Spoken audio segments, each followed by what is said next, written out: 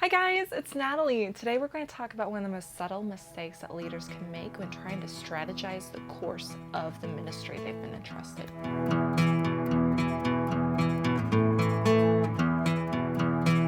And that's the difference between your core ideology and non-core practices. What does that even mean? In previous video essays, we have beaten this point home that you need to prayerfully discern the values, the mission, your target market, also known as the group of people you serve, and the vision for the ministry that God has called you to serve. Those four things are distinctly different from your non-core practices, which are the things that you do in order to be able to accomplish that mission. Examples of non-core practices include your culture, your strategies, the resources that you use, the programs that you implement. They are the things that you do. Your non-core practices should change as the culture changes and as technology advances. You're going to come upon new and exciting ways to do and accomplish the same mission, but your core ideology stays the same no matter what changes around or even in the ministry. Let me give you an example. Jesus was a carpenter.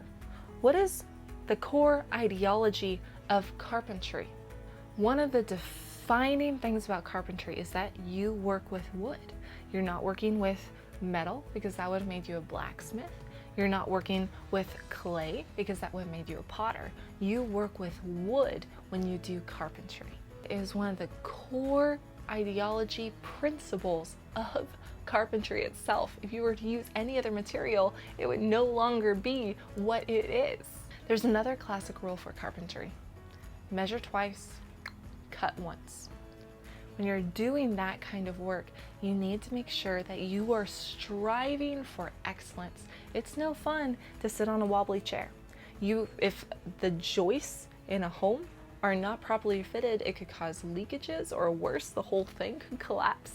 You need to make sure that things are excellent. That commitment to excellence is one of the core ideologies also of carpentry.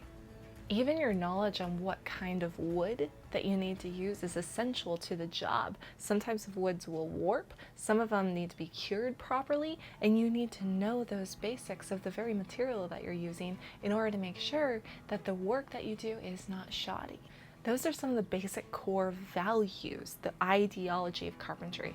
But look at the non-core practices of carpentry and the things that you can build and accomplish. You can build chairs, tables, houses, art. You can do bridges, picture frames, hardwood floors. You could even build this crazy thing.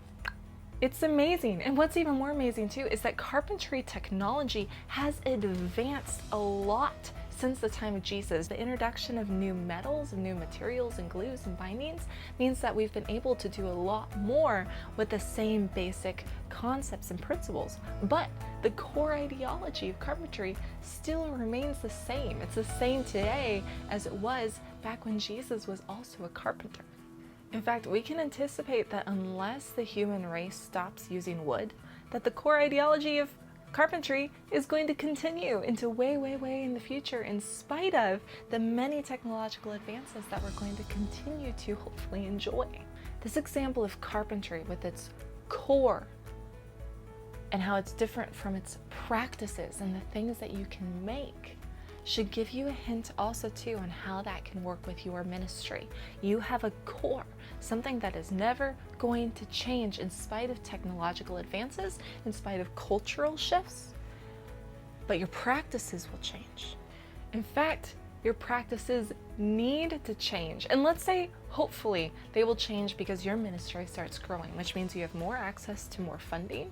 You can hire more people. When you get more talent or resources in, you're able to do more. Like, your practices and what you're capable of doing are going to change. But on the flip side as well, if persecution happens or the culture changes in a negative way, you're going to have to get creative in how you can change your practices in order to be able to engage the culture around you. But you can do those things and still hold on to the core values that were foundational to the ministry to begin with. Let me give you an example from youth ministry. Let us say that you have a mission to minister to high school teens. And for years, your parish has been using a particular strategy known as youth nights. And youth nights did a great job. You had the resources, you had the team, you had the staffing. Things have been going really well, but maybe things have been struggling lately. You still have the mission to ministering to high school teens, but for whatever reasons, maybe the culture changed, maybe there were technological advances. That means that teens are engaging in different ways, that maybe teens need something different than what your local community was offering in that youth night. And your team must be able to be sold out on the mission to ministering to high school teens, but they cannot have an emotional love affair with a particular strategy or program, particularly when it's no longer working to serve that mission. Now, I'm not saying that you need to go drop your youth nights. In fact, that probably wouldn't be the right decision for some parishes, but it's just an example of showing how we can sometimes get really attached to a practice or strategy when we actually need to be re-strategizing and saying, how can we really minister to high school teens? What is the best and most effective way to do so? And if this program doesn't serve it, then we're going to drop it and adopt this strategy, which might engage the teen culture even better than it was before. And this is why it's so important that you know the difference between your ministry's practices and its core, and that you define the difference between the two of them, because we do get attached to our programs, we do get attached to our strategies and our techniques, but we might have to drop them or re-strategize in order to figure out how to accomplish the true mission that God has given to us. You must be able to distinguish between those two in order to make the healthiest and most effective practices for your mission. So don't get them mixed up. Core ideology, non-core practices. Don't let your boss get them mixed up. Don't let your volunteer team get them mixed up. Don't you get them mixed up. They're important, and especially in this culture where we need to be re-strategizing, we need to be thinking about how we can engage people more. Let go of those emotional love affairs so that we can actually do a better job at reaching people and sharing the truth of Jesus and His church. Practices change, strategy change, culture changes. Core ideology doesn't change. All right, that's it. I'd love to hear your thoughts. Comment below, but also too, like us on Facebook, subscribe on YouTube. Please don't hesitate to contact the Ezra Project if you have any questions or want any clarifications. We'd love to talk to you about these concepts and maybe be able to help you sort out what is your core ideology and what is your practice so that you can make better decisions. Thank you for everything you do. I'll see you next week.